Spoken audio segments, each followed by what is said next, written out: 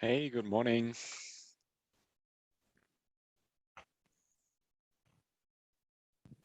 Good morning. Hello.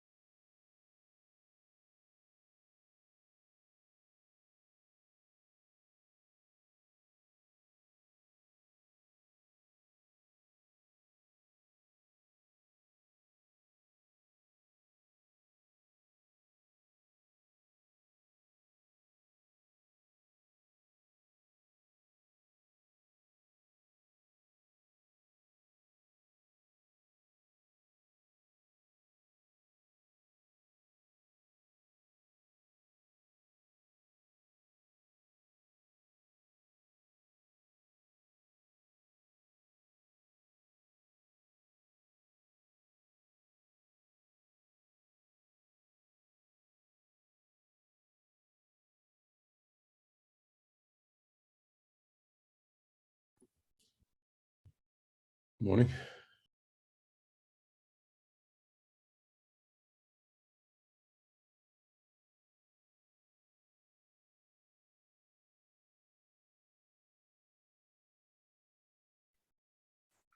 All right, I think we can start now. Thank you for coming for today's TAC meeting. We will be discussing the proposal to merge UCFs with OpenJS Foundation, and we also have our program manager Brian here to help us answer any questions that the project leads might have. So at a glance, I think we talked about this last time, the overview of OpenJS Foundation. They're a standalone foundation managed by the Linux Foundation. They are governed by the board of directors, and they have their own tech group called CPC, Cross Project Council. And they are currently hosting 38 open source projects in the JavaScript ecosystem, including Node.js, Electron, jQuery, AMP, and many others, also at Webpack. So this is the slides I borrowed from Brian's board meeting. How do foundations merge? It can be a pretty straightforward process when two governing board and the technical body agree in principle and comes out with relevant numbers and project leads. The technical projects agree on the path into the recipient's project structure. The foundation members have option to join the recipients. In this case, OpenJS Foundation was fit for prorated dues, and the board's vote to proceed, and merger is announced, and the assets are transferred. And the projects that the UCF hosts will transition into the project acceptance cycle into the OpenJS Foundation. So as for the TAC, since OpenJS will have its own governing board and projects are managed by the Cross Project Council, the UCF can create its own collaboration space under the OpenJS. Our existing TAC member can be poured over on the at-will basis to govern the collaboration space. And the UCF current members will have the option to also to become OpenJS members with 1 year's membership, 1 year membership covered. And since OpenJS does not require Linux Foundation memberships, so it only the UCF members who transfer over to OpenJS Foundation members only need to pay for the OpenJS Foundation members fee. This is the proposal to transfer our TAC to cross-project council. The CPC will establish an open visualization working group or collaboration space for our TAC. VizGL Kepler Mapzen will have 1 year to go through the, also FlowMap Blue will have 1 year to go through the CPC project application process. And the project that don't go through the process will become Emirates, just something that OpenJS CPC lifecycle defined. So here are the 3 main life cycles for projects under the OpenJS Foundation. I think most of our project will fall into at large, which our projects are at large and small projects that have a small base of maintainers. For project that's not being actively maintained, they will become Emeritus project and no longer under active development. So this is just a brief process at a glance, and we also have Brian here to answer questions if anybody have.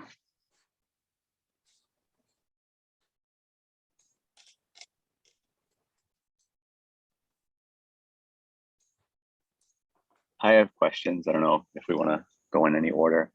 I guess the first question is, do these projects have to be in JavaScript? And what happens if they're in, for example, C++ or have no JavaScript whatsoever in them? Is that eligible or not eligible? That's a good question, Randy. I think we would need to take a look at them on a case-by-case basis. You know, there's you can look at Node and say Node is you know, it's a C++ application, even though it's very specifically for JavaScript. I think, you know, with Mapsen, I think it does get a little fuzzier. It may be worth some additional discussion about whether this is the right home for it, or, you know, if there are, you know, if there are specific components that are being used in Mapsen that have a relationship to JavaScript, that relationship is strong enough to be able to make a case here. I think that's a good point, and I think it is probably still something which is to be determined.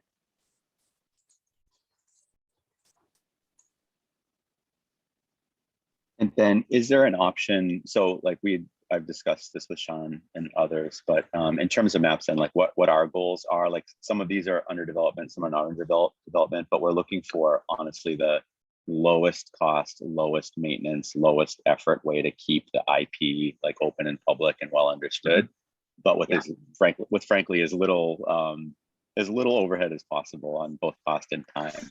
So yeah, like, is there, with that in mind, is it possible to stay behind within the general Linux Foundation, or would everything be moving into here? Like, if we do nothing, will we become emeritus projects within this, or like other options? So that's a good question. This delves down into a layer of complexity which we hadn't really discussed in the governing board meeting on the actual mechanics.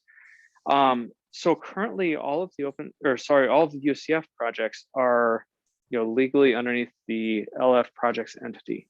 One of the key things that makes this particular activity that we're talking about doing here so easy is that we would actually not be moving them out from underneath the LF entity.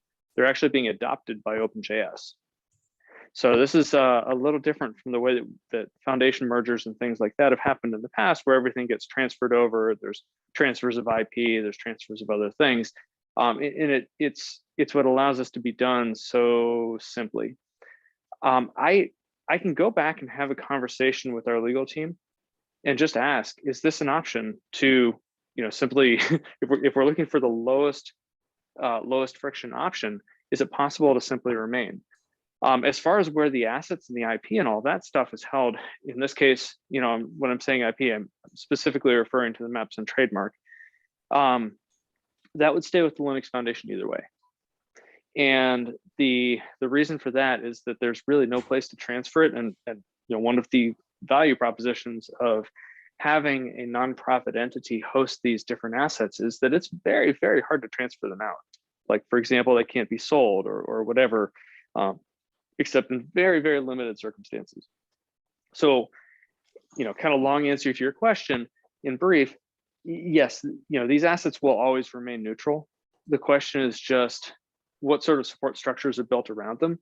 Are they effectively, you know, just hosted and homed with minimal input, or are there additional structures, you know, fundraising structures, budgeting structures that are built around them in the context of one of these foundations? So I can take an action here to go and talk to legal and just get some very detailed specifics on that as an alternate route. You know, that's fairly straightforward to do. Great, thanks. Yeah, I'd be interested in that. Yeah. We can follow up offline or with a smaller group or whatever makes sense. Mm-hmm. Definitely. And I mean, just to be also super clear too, I mean, emeritus status in OpenJS Foundation is also certainly an option of just having a home on record. You know, many of the projects which have reached emeritus state, they're there simply because they've followed the natural life cycle of, you know, of involvement, where there were a lot of people involved early on. And then over time, they basically said, okay, we're either going to move into downstream forks, or we're going to move into different projects. We want to make sure that there is a neutral place where these things can be minded. The different assets which are left over can be minded. So, you know, from that perspective, that's another option. And the final thought that I have for you on this, there is some overhead involved in applying for at-large status in the OpenJS Foundation, but the ongoing burden on the projects is very, very low, in the sense that yeah, there's no mandatory requirement for participation in governance. There's no mandatory, no mandatory review process for projects which are in the at-large state. And it's meant to be effectively a low energy place so the projects can have, you know, their assets neutrally hosted and call upon resources as they need them. So really looking at the total amount of effort required to get there, it's mainly filling out that initial application and going through that process. We've tried to make this as straightforward and easy as possible.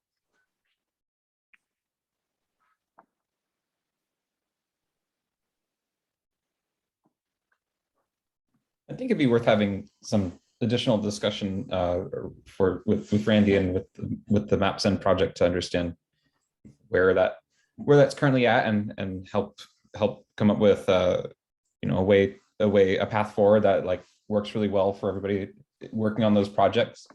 When I was doing my own research on where things were at in the GitHub repos and organizations and where the work has been kind of actively done versus, you know, the initial state, I was seeing that there's definitely been forks and different new pockets of communities that have kind of focused around new projects and efforts in the forks rather than the upstream.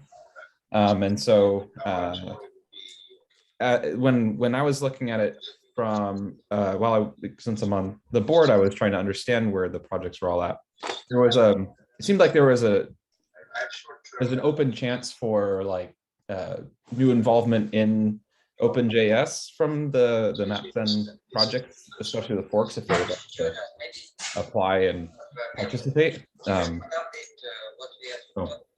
I guess I'm like trying to think about too, like what the path forward there looks like, and have been putting some thought into it, but I'm mostly an observer, trying to make sure everything has a home. Yeah. That makes sense. Yeah, and just to explain MapSend, sorry not to make this a MapSend call, but just to explain MapSend, the MapSend repo on GitHub was the proprietary company repo where we would have like operational code and the website, things like that. And we did all development, not really in forks. I'm sure there have been some forks, but all the major development would happen in individual organizations like Valhalla for the nav engine, Tangram, Peleus for the search engine. Most of these are still under some kind of activity, but it's with like a number of different companies or small contracting shops or various things as people are still working on it. So that just explains what's happening with the org. But like, you know, I'm on this call, but you don't see a lot of other people on this call. I just want to make sure that what's going to happen is I'll have to like take this to like people who are still active in this and kind of just get their feedback and see what they want to do. My impression is they want to do as little as possible in terms of like overhead, and you know, they're working on the projects, but like they probably want as little overhead as possible, basically. That makes total sense. I think I guess the root of my question is like, what are the pieces that I should be paying attention to? Like, you know, what are the collective pieces of MapSend? And at the moment, the trademark is super clear, but the rest of it is less clear. Like who has admin privileges on the GitHub organizations? I have no idea. Across the board, and like what GitHub organizations are there and what are their connections to the Linux Foundation? That's the part that I'm still, could use some clarity on to even start to try to be helpful. Well, I can start a thread and include the relevant people and try to map out the various repos and my understanding of what's happening with them now, so that makes sense. I'll put folks on this call on that. Should I put you and Brian and Sean on that, or what do we think? I think so. Yeah. That'd be great. Yeah. Yeah, I think that's, just kind of having been through a number of these different mergers. I think the key thing here, Randy, is that we want to make sure that everybody is on board with what's happening, and that nobody's being forced through a process they're not willing to go through. Really the way that we have proposed this to the OpenJS Foundation's equivalent of the TAC, the CPC, is that each one of the projects would go through the typical new project lifecycle process, which is where existing projects can apply to join the OpenJS Foundation. And we'd have each one of these projects go through individually versus trying to pack everybody in together, simply to be absolutely sure that everyone who's participating is being treated individually, and that every project is being treated appropriately to what their goals and ambitions are. The goal is not to sign the project up for a bunch of work it didn't ask for, or obligations that it doesn't, that wouldn't result in benefits that make it worth it to go through this obligations.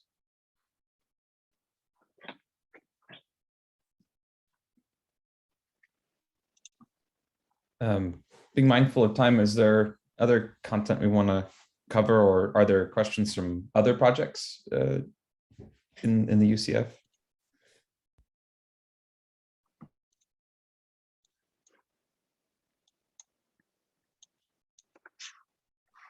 I think we have all the project leads in this meeting today. Chris, me, Xiaoji, Randy, and Ib, and Ilya. So I think we're all here. Maybe Brian, as all the project leads, what can you explain? Just what is the expected next step besides can you also tell us a little bit more about the application process? Yes, absolutely. So we've been having some conversations on the OpenJS side as well. One of the requests that they had was to have the project leads come into one of the cross-project council meetings, which they do every other week, and basically just talk a little bit through about what are the details of the project, who's contributing, who's using, what's the overall trajectory of the project, what are some of the success stories. Effectively, I think there's very little cross-pollination between the folks who are currently involved in the governing body of the OpenJS Foundation and the UCF. And so really, just kind of getting to know you at a project level. From there, one of the other requests from the CPC was that projects which are pretty certain they're ready to come over, that they get started on at least an early version of the application, new project application, which I can drop into the chat here. I'll drop in the project progression instructions. And this is basically meant to be a a process which it builds progressively upon itself. So projects which are applying, say, for the at-large category, there's a certain amount of information they're looking for. Part of it's biographical information, like who's who in the project and where would we find your social media handles, where are your code repositories, that sort of thing. Some of these are also related to governance. Do you commit to adopting the code of conduct? Do you commit to these various different processes and things like that, which none of them are out of keeping with what you would find in a typical Linux Foundation open source project. So that's I think those two things are the two main steps that I see in the immediate future. So one is attending one of these calls and just kind of having get to know you and get to know the project session. And then the second one is getting started on the project application template. Let me grab the link to the template itself. I put in the project lifecycle. It is comes new project application. And then I also remember when we were at the in the board meeting, you had also mentioned there's kind of an order of operations in the steps beyond this that I felt were maybe important to reiterate here around, nothing gets dissolved until there's clear indication that it's moving forward. So that there's like, there's no chance that any project would lose the existing kind of structure that we have unless it has a clear indication that it's going to be able to move forward in a new way. Is that right? That's a great point, Chris. Yes. So so I can walk through this. So there is, looking at the order of operations going forward, there basically are a few things I'll build on based upon what Sean had said earlier, which, Sean, that was an excellent overview. You hit everything right on the money there. Basically, there are 5 steps ahead of us. So one of them is that the first one, after we've gone through this initial step of going and talking to the CPC, is that the CPC would create what's called a collaboration space. And this is, in a lot of groups, they would call this a working group or something along those lines.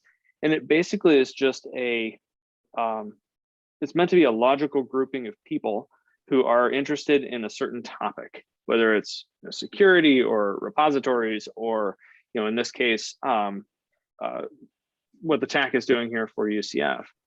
So basically, this creates a container where as the UCF, as the TAC decides to move operations over into OpenJS Foundation, basically it would stop being the UCF TAC and start being the OpenJS, open visualization collaboration space, or geospatial, whatever, whatever you would want to call yourselves. You basically move operations over there.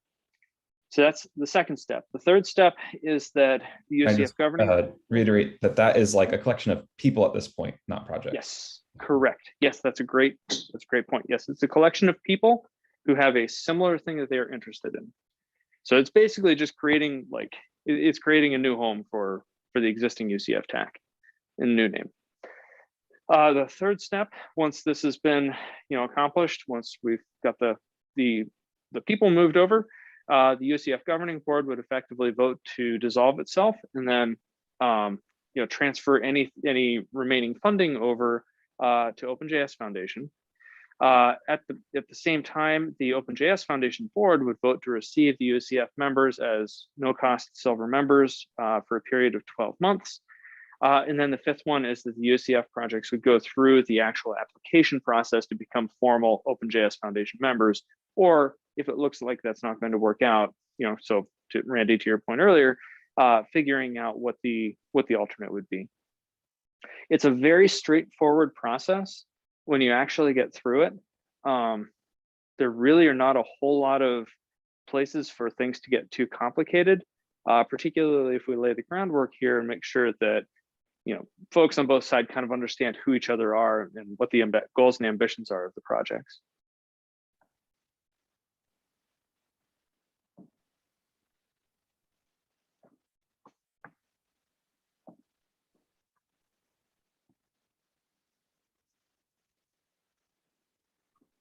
I think that sounds pretty good. It's the, I mean, from what we've discussed today and what we've discussed in the past, it seems the only thing we want to make sure is that before things get dissolved, everybody has a clear idea of where they're going to be, and that there's no chance for anything to be dropped. I think that that's like a pretty universally aligned on part of all this, on both sides. I can't imagine anyone at OpenJS wanting something to be lost through this process, and I can't imagine anybody on UCF wanting that either, especially since we're all really under the Linux Foundation umbrella. So I don't see how that's going to happen, but that's the beat that I'll be trying to keep a pulse on through this process. That sounds good. I mean, my takeaway from this, from having spoken really to all four different governing entities involved here, my take has been the same, that there's really nobody who wants this to fall apart, right? The UCF governing board, there's been a very strong voice of support on this, mainly from the efficiency aspect. The reason for doing this in the first place is it allows the projects to be supported much more effectively because there are economies of scale that come from being with a larger organization. The OpenJS Foundation governing board, they are absolutely interested in this as well. The OpenJS Foundation CPC, they have open questions about who exactly are these projects and who's involved and what's their what are their goals and ambitions and what's their stage in adoption, but no strong objections. So they want to get the questions answered, obviously, but nobody is standing in the way. And then just being on this call and kind of hearing some of the thoughts from some of the maintainers, it sounds like there's reasonable support as well. I think the main thing here on my side, I've been through some fairly large mergers. I helped do the JS Foundation and Node.js merger. This is a fairly straightforward process, and our goal in doing this is to lean on those other fairly complicated ones to know what we don't want to do. So the goal really is to make this as smooth and straightforward as possible with minimal disruption of the technical communities.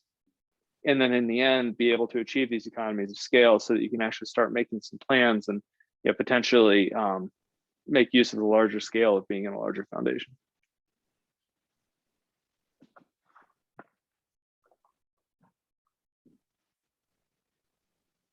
Let's do a temperature check here. If Xiaoji, Ilya, Chris, and Chris and I already talked, since we're pretty on board with this move, but I want to hear from VitsGL, FlowMap Blue, and what their thoughts on this. Other than the paperwork part, like updating all the project documents, what are the benefits for us? Like, what can we tell our contributors or potential sponsors about this change? That's a really good question. So there are a couple of things that I would suggest are some of the benefits of this. One of them, looking at it very practically from the governing board perspective, from the foundation perspective, there is a minimum effective size for foundations like this. And the reason there's a minimum effective size is that, up to a certain point, a good portion of the funding goes into just, sustaining the foundation itself. It's the back end work of managing budgets and paying vendors, or just, the stuff that's required to keep it alive. Yeah, Brian, let me jump in. So I think based on the question, I think what we really want to do, is to make this into a very positive message. And so the truth of it is, of course, that this started because UCF wasn't really making sense, right? There were just not enough critical mass and so on. So in some sense, okay, UCF has failed, and now we with our tail between our legs, we kind of move to another foundation. Like, that's the bad story that we don't want to give. I think UCF has been an incredible home for these frameworks, but now they've grown, you know, and I mean, look at the frameworks that we're joining, right? They are the frameworks that power the entire, I mean, it's Node.js and you know, that every single JavaScript programmer uses. So, you know, we're kind of entering a hall of fame of JavaScript projects. And so I think we can easily make the case, you know, that these frameworks are now taking the next level and, you know, just going into kind of really a mainstream foundation. And use cases are also starting to expand, like into, you know, biology and other areas for DECGL. So, you know, it's kind of grown beyond, you know, just urban computing. And then, yeah, I mean, I could go on, but you see. Yeah, I think there's some others that go along with that as well. And those are really good points, Ed. I mean, one of them, you have to be a certain size to be able to run things like events. So, you know, we've got a fairly substantial event coming up later on this year, OpenJS World, where there are open spaces for projects to be able to have collab summits, for example. These are things which they just unfortunately don't happen unless there's critical mass. And so getting those economies of scale from a larger foundation that's compatible technology-wise really is a fairly strong benefit for the projects themselves. Yeah, and I mean, it's also easier to join. It only requires, you know, the OpenJS Foundation. A number of the big companies that are using this are already members of their, you know, so I think we can make a long laundry list of reasons why this made a lot of sense and why, you know, because in the end, you want to feel, I mean, the message that I want to give to the community is that, you know, VisGL and friends are getting stronger, right? And this is taking them, you know, this is taking them to the next level. So we've been doing open governance for UCF, and now we're going into, you know, I mean, this is the biggest, you know, JavaScript foundation there is. And so we can't at the moment, we can't be more open governance than being in the OpenJS Foundation. Does that make sense to you, Xiaoji? Is that kind of the angle you were looking for? Yes, thank you. Kato, Javier has also promised in one of the board meetings that he would help with this messaging. They're very good at putting a positive spin at everything. So we can have a series of blog posts and put some nice also note in the headers of our projects and so on.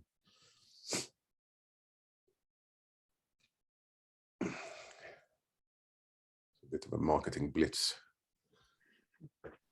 Yeah, for me and for Joby, the benefits of moving to OpenJS is to see these projects continue to have like a really great home and to continue to grow, get involved in events, and kind of be backed by a long, very well-financed group that we don't really have to be so concerned about its ability to keep the lights on every year. While that's currently like not a problem with our current members in UCF, you know, we don't have a budget issue anymore after you know, Joby joined and our other memberships renewed. I think when we joined it kind of, and I kind of started going to the meetings, a lot of the conversations were kind of focused on just how do we keep the lights on, rather than what I think we really want to all be talking about, which is how do we grow and focus our projects in ways that are going to, you know, prepare us for really exciting new technology like WebGPU, or you know, like I'd much rather be talking about how I want to develop Hubble GL further, and, you know, do desktop rendering and all kinds of, you know, great technical stuff. But where we were kind of set up and spending our time, it seemed like the transition is going to allow us to really be focused a lot more on what we all want to be working on, and that's probably the part I'm most excited about moving to OpenJS. And from what it sounds like, it's a pretty cool opportunity. They're very open arms to allowing us to carve out a space within their community to build a working group. The first one, it sounds like, of this kind, where it's going to be, you know, visualization focused.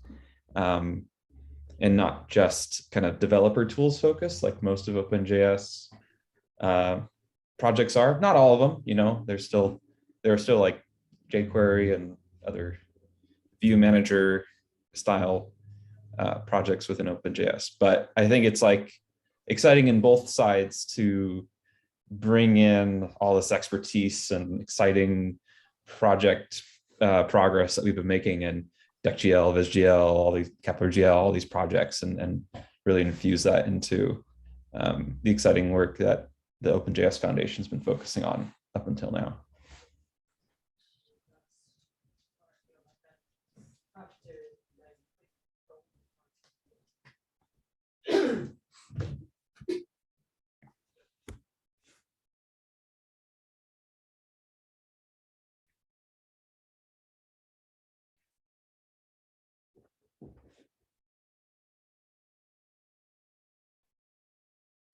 Okay, and I think let's see, we probably have got some questions and answered. I think the last one I want to just ask is, Ilya, are you still around? Yes, I am. I am. So what's your thoughts on this? Yeah, it's, sounds pretty exciting. Yeah, I think I'm in. I'm only Great. slightly concerned that Floma Blue is not like a library; it's more of a tool, and it seems. Oh, so it's KeplerGL. Is it so. going? Okay. Yeah, I think I want to echo what Chris just said. You know, we joined the UCF board because we want to, you know, keep our projects on. And really, all of us really just wanted to be in TAC. We just want to talk about project. We don't really want to talk about how to run a foundation. So, you know, moving to OpenJS will give us the opportunity to just focus, you know, have the OpenJS board figure out how to run the foundation, and we can just, you know, have a home for our project. We all resume our roles in a CPC, and then, you know, focusing on really, you know, grow our project instead of, you know, having to think about where does the membership come from. Yep. So, Brian, I think a lot of people are concerned. I mean, Xiaoji already mentioned about going through this paperwork. I mean, we definitely already did this paperwork when we first, you know, invite these projects into UCF. Can we just, you know, I mean, I'm happy to help just copy paste some content to as a start and then send it. Do we still have those doc forms and documents on our GitHub, right? Take a look and see. But yeah, I mean, if you can reuse things which were already used, then absolutely. I have a silly question. So a lot of our files still had the header from the Uber times, like copyright Uber plus a big chunk of the license legalese. Do we need to purge those? No. So actually, this is totally unrelated to changing organizations, but I'm glad you brought this up. So the general rule is that if somebody has put their copyright notice at the top of a file, unless you have ownership in that copyright, you can't change it.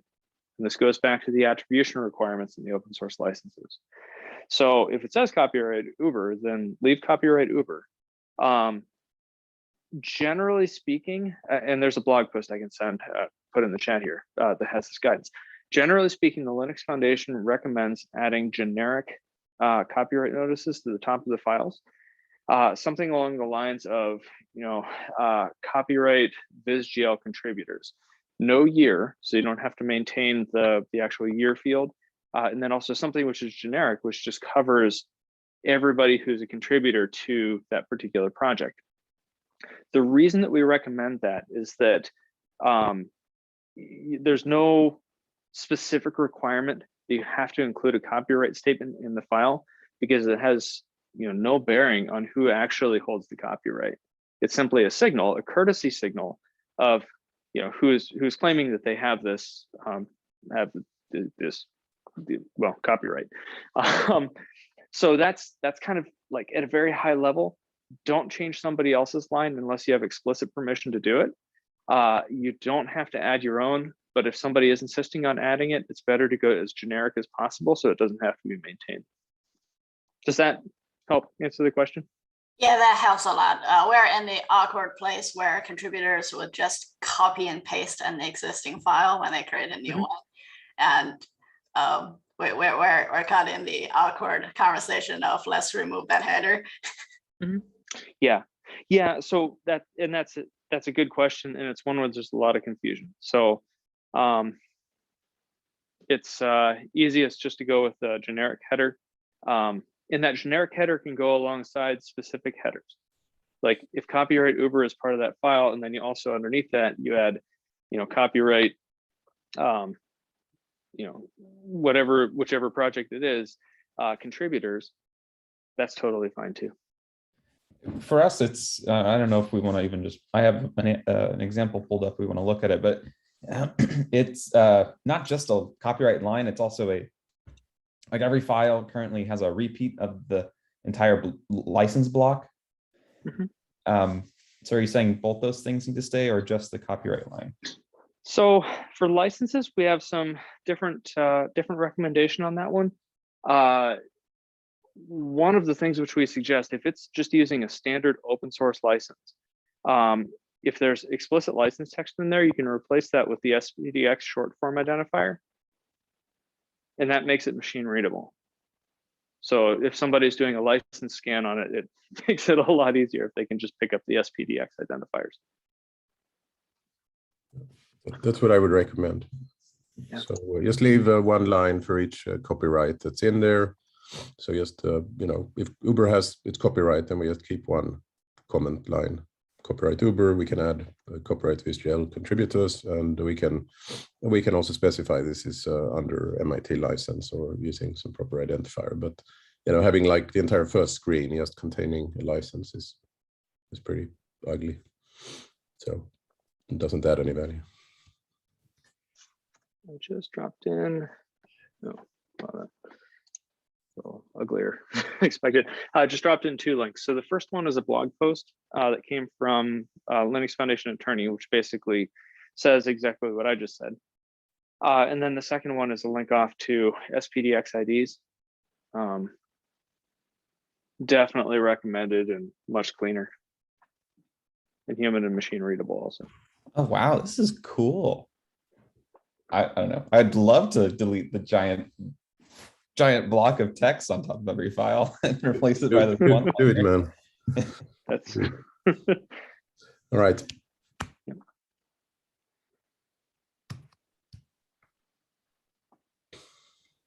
All right. If there is no other questions, we can just end the meeting today. And if you have any follow-ups, please email me or post in the UCF Slack channel so we can move forward. Thank you, Brian, also to come to help answer those questions. That's very helpful for us. my pleasure. I'm happy to answer any questions that anybody has. Randy, I will follow up here and we'll figure out how to answer your questions as well. All right. So, I do want to say thank you though to everybody for your help and advocacy on this. The governing board's been talking about this for a while, so this has been a really straightforward and easy process, albeit a slightly slow one, but that's mainly because we don't want to take anybody by surprise and don't want anybody to feel like they're being brought along against their will. So appreciate everybody's support through this process. Thank you. Thank you, guys. Thank you. Thank you. Thank you. Bye. See you later.